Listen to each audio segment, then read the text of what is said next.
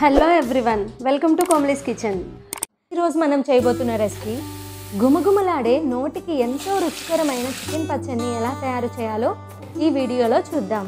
దీనికి కావాల్సిన పదార్థాలు ఏంటో ఇప్పుడు చూసేద్దాం. ఈ చికెన్ పచ్చడి కోసం కేజీ చికెన్ని తీసుకుంటున్నాను విత్ బోన్స్ అయినా బోన్లెస్ అయినా చికెన్ ఫ్రెష్గా ఉన్నది తీసుకోవాలి. అప్పుడు మాత్రమే ఈ పచ్చడి ఎక్కువ రోజులు నిలవ ఉంటుంది. 4 టేబుల్ స్పూన్స్ కారం, 3 table spoon salt, 1/2 table spoon పసుపు, 3 టేబుల్ స్పూన్ అల్లం పేస్ట్, 3 కొంచెం పెద్ద సైజు ఉన్న నిమ్మకాయలు. దీనికి కావాల్సిన మసాలా దినుసుల్ని కూడా ఇప్పుడు చూద్దాం. 2 టేబుల్ స్పూన్ ధనియాలు, 1 టేబుల్ స్పూన్ మెంతులు, 1 టేబుల్ స్పూన్ జీలకర్ర, ఇంకా 4-5 లవంగాలు, 4 యాలకులు, 1 టేబుల్ స్పూన్ ఆవాలు. స్టవ్ని లో ఫ్లేమ్లో పెట్టుకొని మనం ముందుగా తీసుకున్న మసాలా దినుసులన్నిటిని దోరగా వేయించి పక్కకు తీసుకోవాలి. ఈ మసాలా దినుసులు మాడిపోతే మనకి పచ్చడి చేదెక్కుతుంది. కాబట్టి ఇవి కొంచెం లైట్గా కలర్ చేంజ్ అయ్యే వరకు వేయించుకుంటే సరిపోతుంది. స్టవ్ని మీడియం ఫ్లేమ్లో పెట్టుకొని శుభ్రంగా కడిగి పెట్టుకున్న చికెన్ని తీసుకోవాలి. ఇందులో 1/2 టేబుల్ స్పూన్ పసుపు, 1 టేబుల్ స్పూన్ సాల్ట్ని వేసి బాగా కలిసిపోయేలా కలుపుకోవాలి.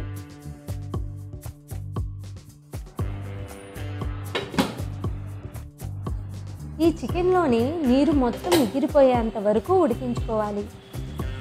పదే పదే కదుపుతూ అడుగంటుకోకుండా ముక్క చెదరకుండా ఉడికించుకోవాలి. ఇది ఉడికేలోపు మనం మసాలా దినుసుల్ని గ్రైండ్ చేసుకుందాం. రోట్లోనైనా మిక్సీలోనైనా మెత్తని ఫైన్ పౌడర్ వచ్చేలా చేసుకోవాలి.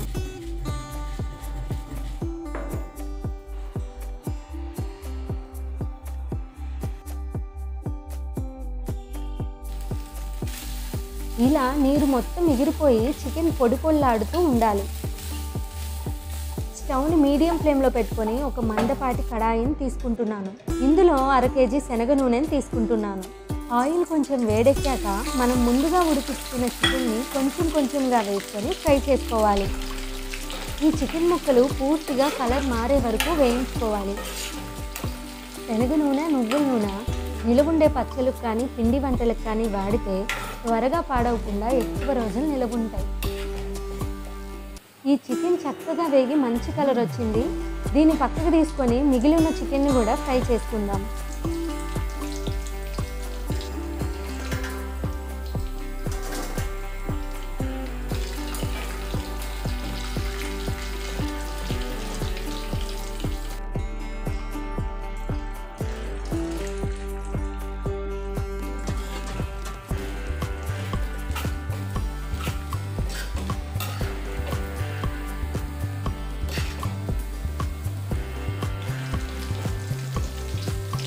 ఇలా చికెన్ని మొత్తం ఫ్రై చేసుకున్నాక అదే నూనెలో 3 టేబుల్ స్పూన్ అల్లం వెల్లుల్లి పేస్ట్ని వేసి పచ్చి వాసన పోయేంత వరకు వేయించుకోవాలి. ఈ అల్లం పేస్ట్ ఇలా పూర్తిగా వేయించుకున్నాక మనం ఫ్రై చేసి పెట్టుకున్న చికెన్ ముక్కల్ని వేసుకొని బాగా కలుపుకోవాలి.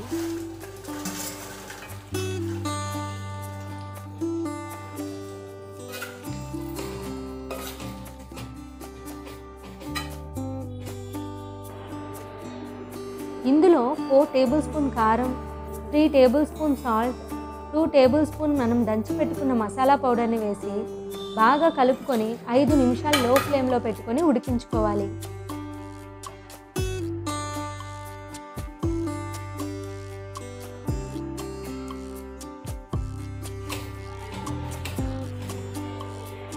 ఇది పూర్తిగా చల్లారాక నిమ్మరసాన్ని కలుపుకొని 2 రోజుల పాటు మాగబెట్టుకుంటే చాలు.